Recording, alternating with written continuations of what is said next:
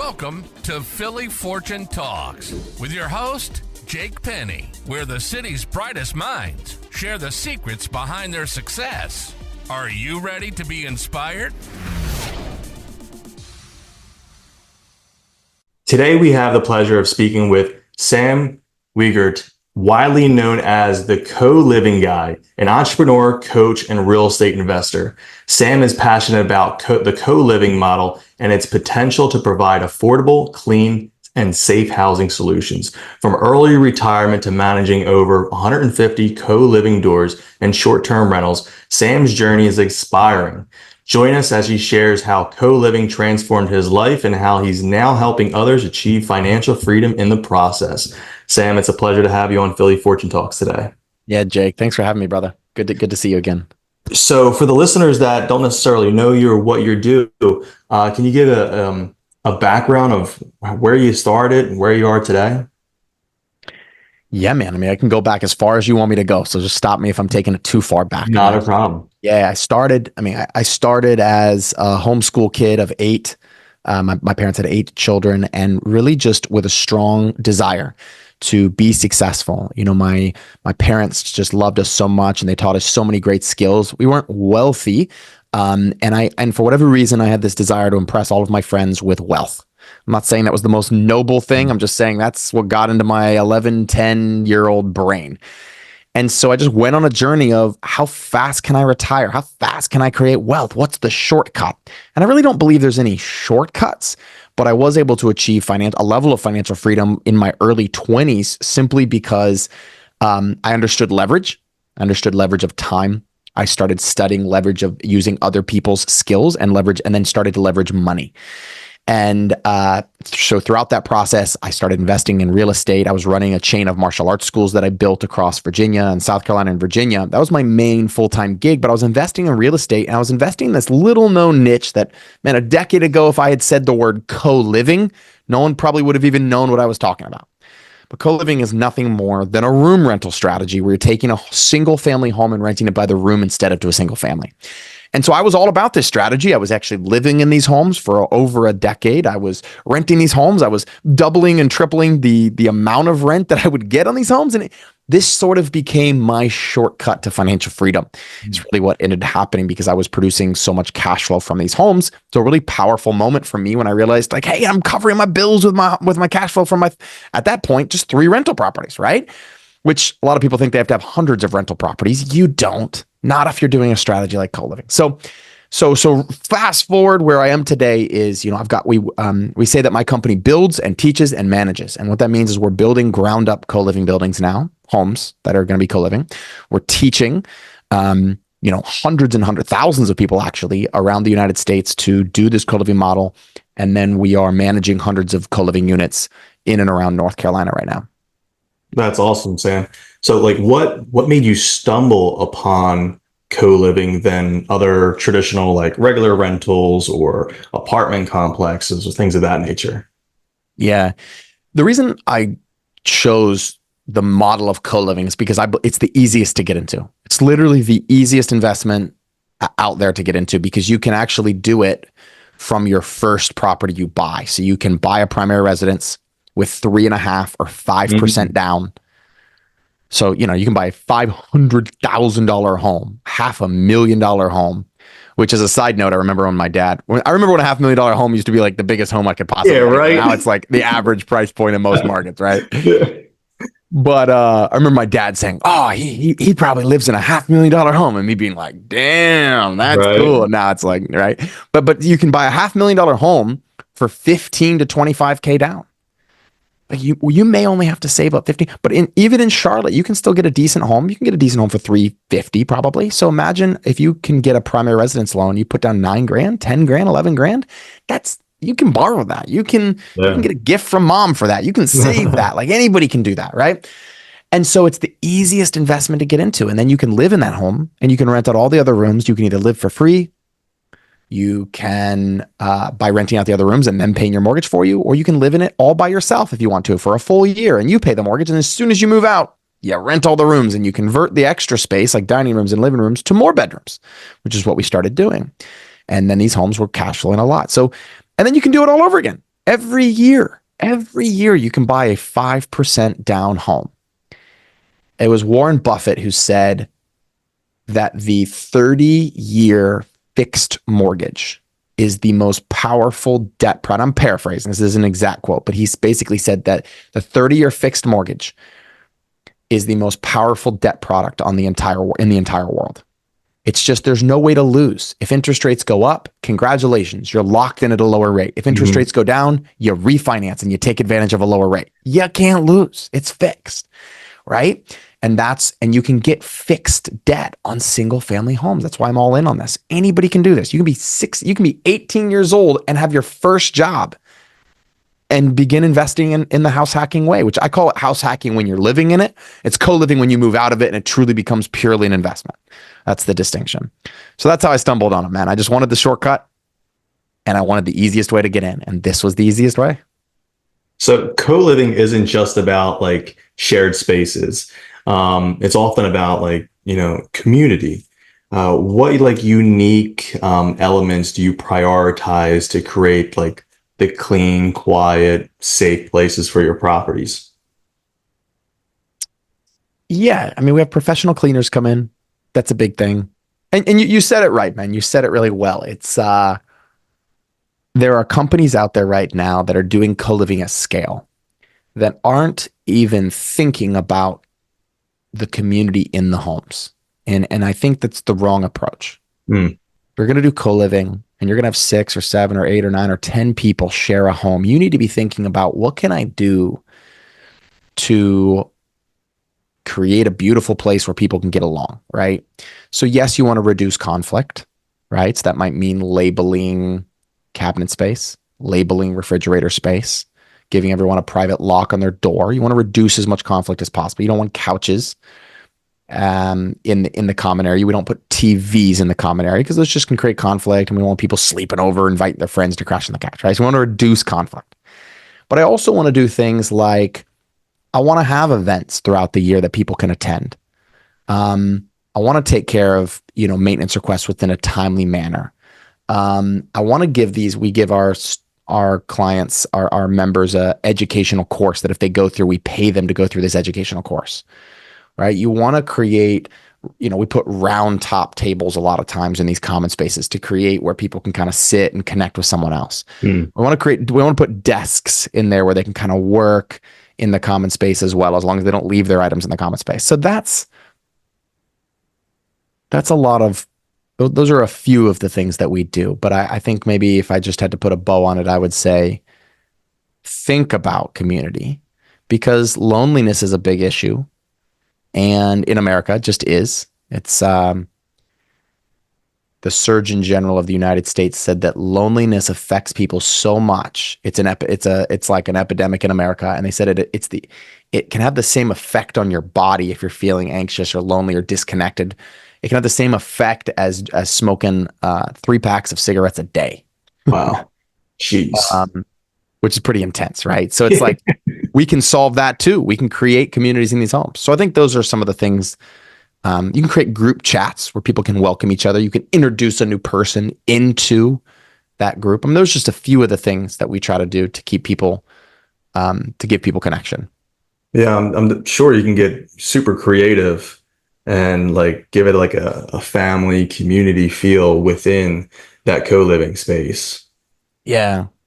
We've been trying to do, I'm open to your suggestions too, man, but like we've been trying to brainstorm how we can even gamify it even more. What's a goal that we could give a home that has 8 people in it that would say, hey, this is like, maybe give them a team name and give them a goal where if they hit this goal, they get compensated, they get money, or they get rewards of some sort. I don't know what that is, but we would love to take it that far. Now, we're not doing that now, but that's my vision, is gamify this to make it like exciting to be a part of this home. Yeah, each instead of having like for apartment buildings, they do a new branding on the apartment. Yeah. Well, this co-living, that's right, over here is XYZ, and then you have other part of town, there's the blue team or whatever. I don't know. Right.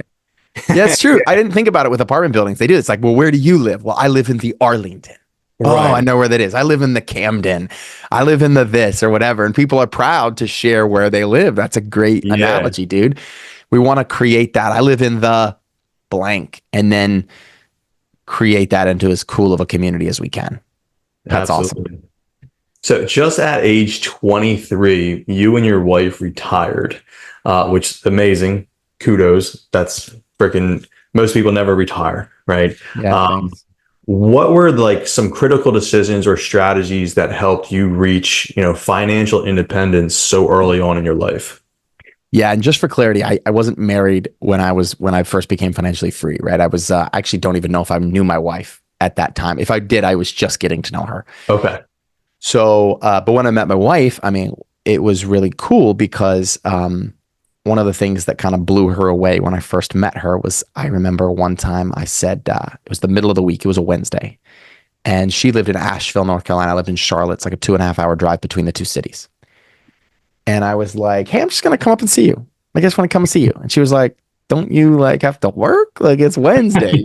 I was 20, early 20s. I was like, I got a lot of free time right now, and and this is, and my life has gone in cycles of free time. And then I go dive into starting a new business and doing something crazy or whatever. So, but it was cool, because it gave me a lot of time to travel. I might not even be married to my wife if I wasn't financially free during that season of my life, because we did all these trips together. We connected, I was able to spend time. We were long distance. I mean, sort of long distance. So I think it really helped me begin that relationship in a really powerful, strong way. So another reason to become financially free. If you're looking for the love of your life, become financially free and you've got all the time in the world. I don't know if I'm drawing a one-to-one comparison on that, but I'm trying to say that's a thought that I just had. But yeah, man, what I would say is I had an obsession with becoming financially free.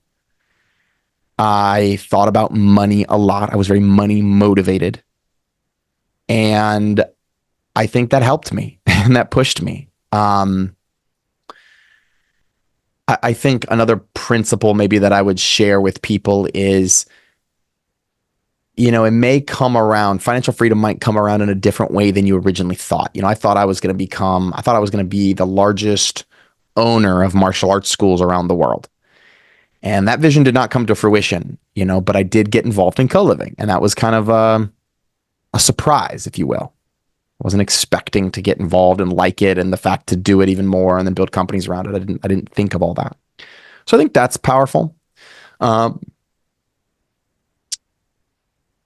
Yeah, maybe you could restate the question. I can give you some more answers to that, but Yeah, I mean, you answered it pretty well. I mean, obviously, you pivoted in life where you thought martial arts school was going to be your forever, thing, make you financially free, but you pivoted to life took you on a different journey and you end up in co-living. For me, I started trading stocks when I was 13 years old. I was landscaping, saving up money, putting in a brokerage account that my parents opened up for me. Little did they know, they gave me a margin account, and that was bad news. However, I didn't blow up their savings, or they had to come repo the house. Even though at one time the margin was like $183,000, I was like, 16 years old.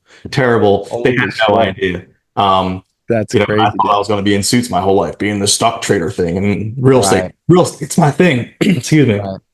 Um, but yeah, Crazy. the question was, critical decisions or strategies that help you reach financial freedom, and you answered that pretty well. Yeah, and maybe one more I'll add to that. And you probably sounds like you were on a similar journey at a young age of like, you got to reduce your expenses. Like that's a simple thing of like, nobody wants to do that. And people don't want to,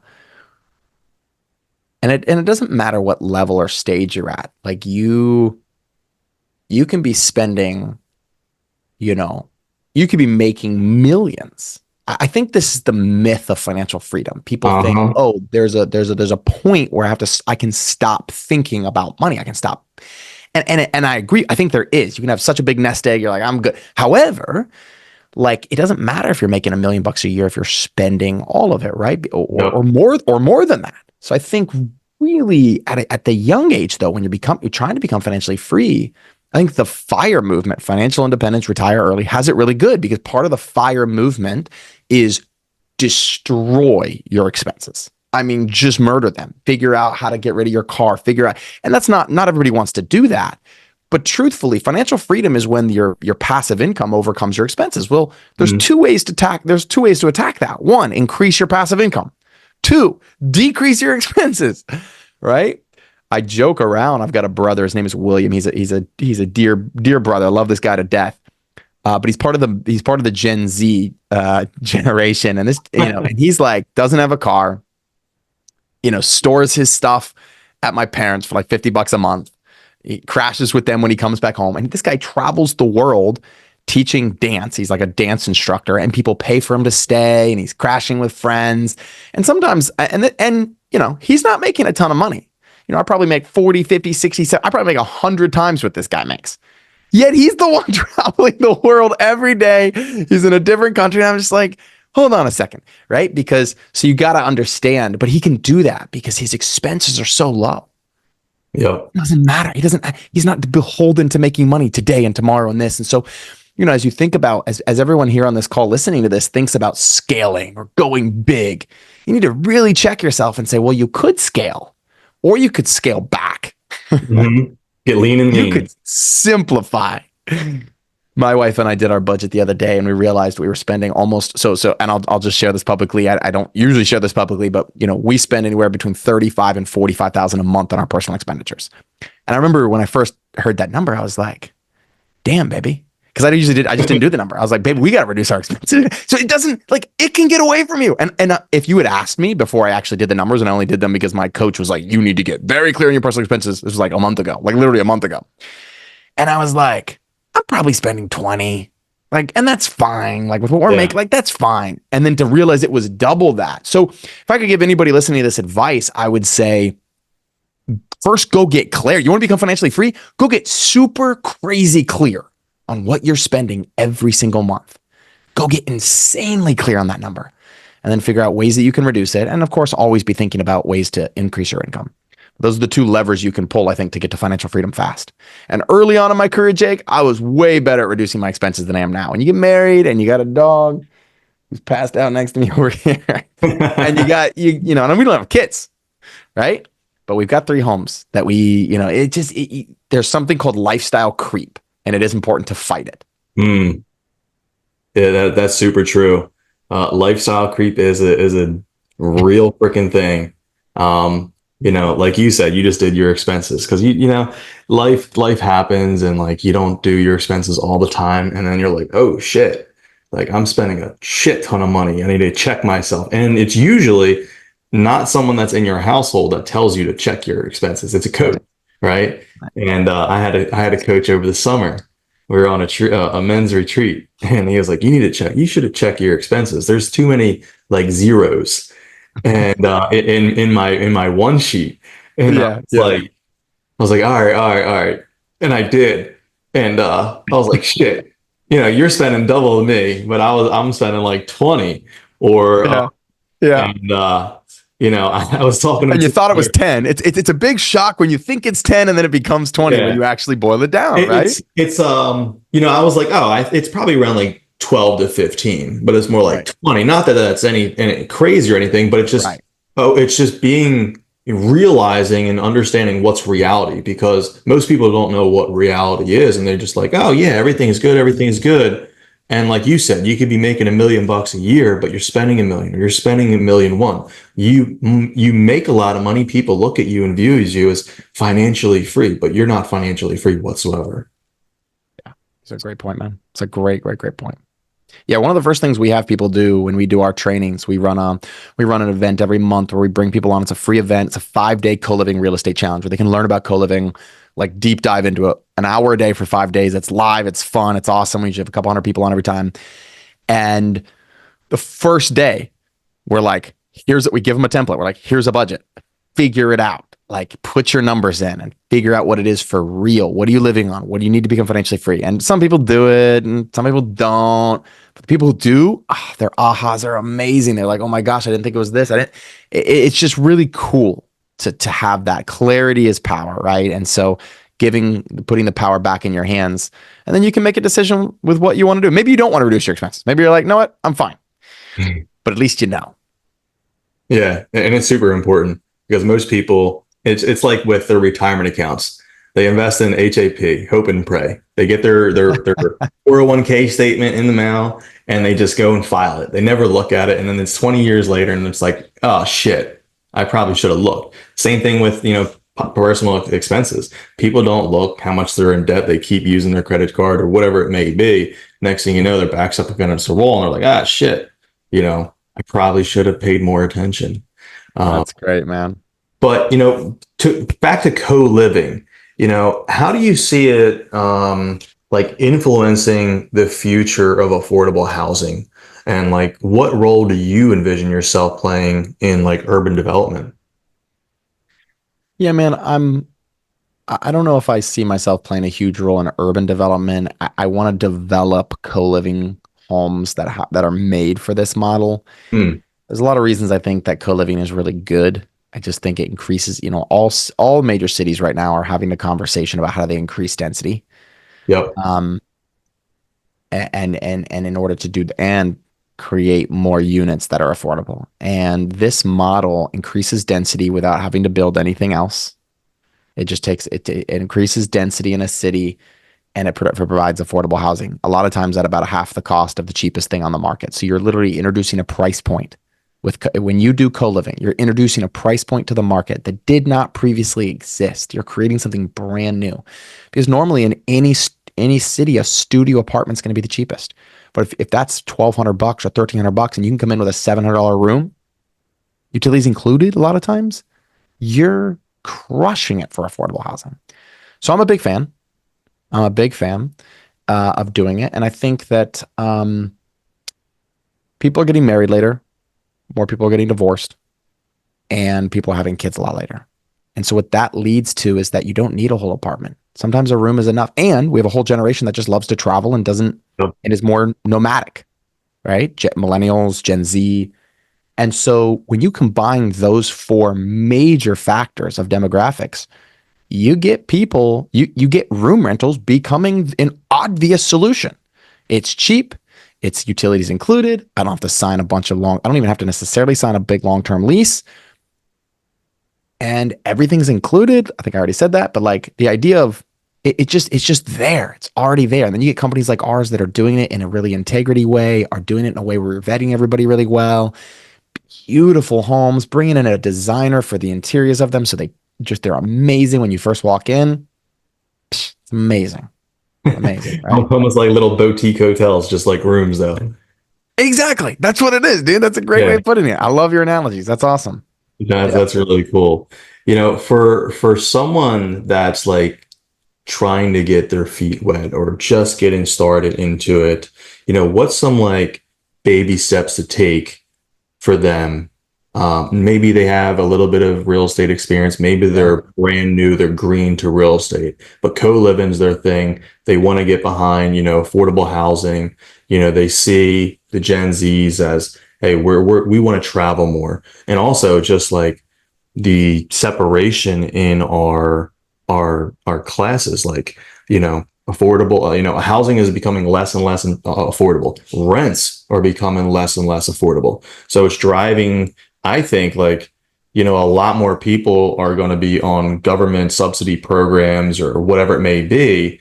Right. So co-living is an awesome option that's even probably more affordable than that. That's right. It is. Yeah. I think baby steps that people can take, man. I mean, shameless plug, it would be for someone to join, one of our 5-day co-living real estate challenges. And you can just easily go to scaleyourrealestate.com and register for the next one. They're free. It's a free event. And it's live, and it's just a bunch of people trying to learn the nuances of co-living. So get some education, I think, is always the first step. To learning if it's something you want to do, if it really resonates with you, if it's something you feel like you can do. And another step after that, if I had to give someone kind of a 3-step formula for starting, it's obviously like first just identifying the right property.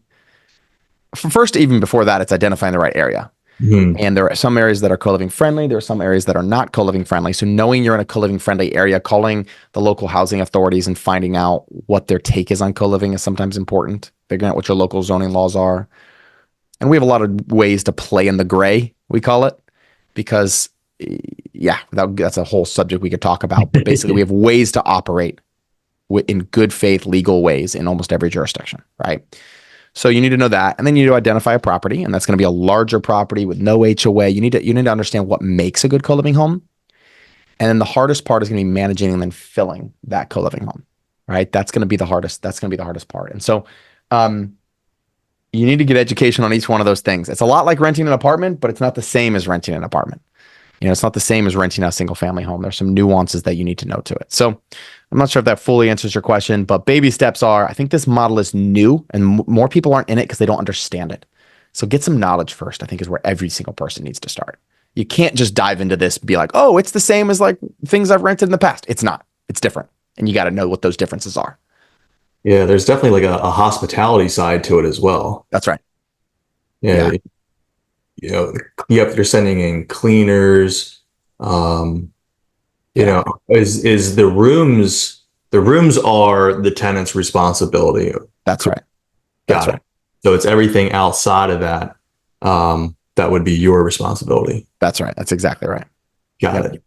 Yeah. So now that you're teaching others to achieve financial freedom, what is like, super rewarding about mentoring others on their journeys?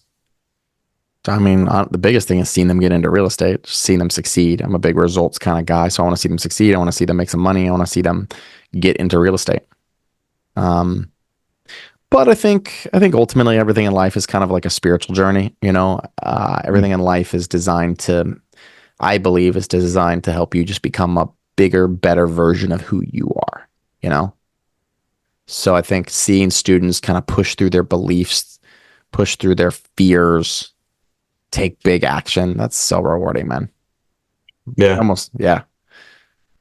almost get off more on that than I do them getting homes. It's like, okay, because in order to become financially free, you have to become somebody different than you currently are.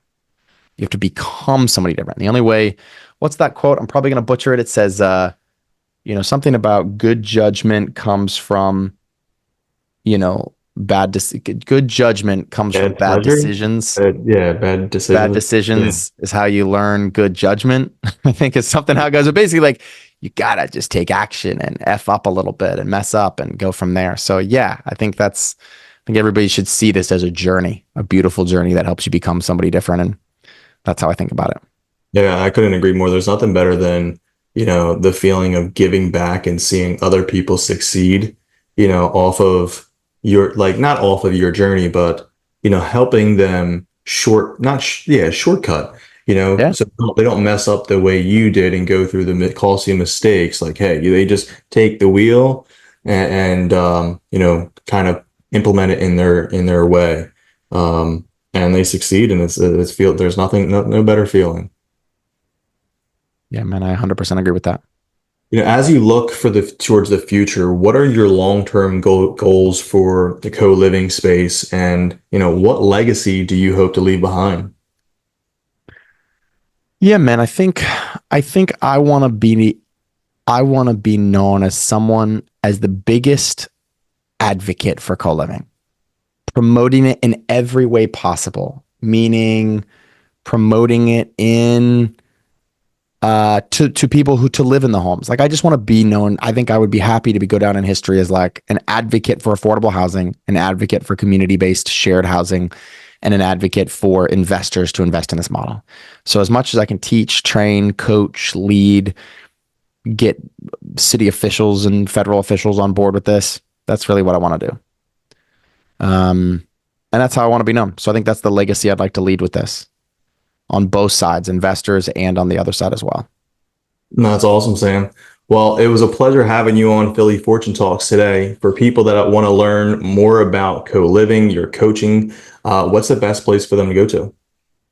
Yeah, man, I think just going and getting on the best way for them to do two things. They can follow me on Instagram at Sam Wegert, or they can go to scaleyourrealestate.com, www.scaleyourrealestate.com, and just register for the next live event that I have that's free. It's virtual, so do it over Zoom.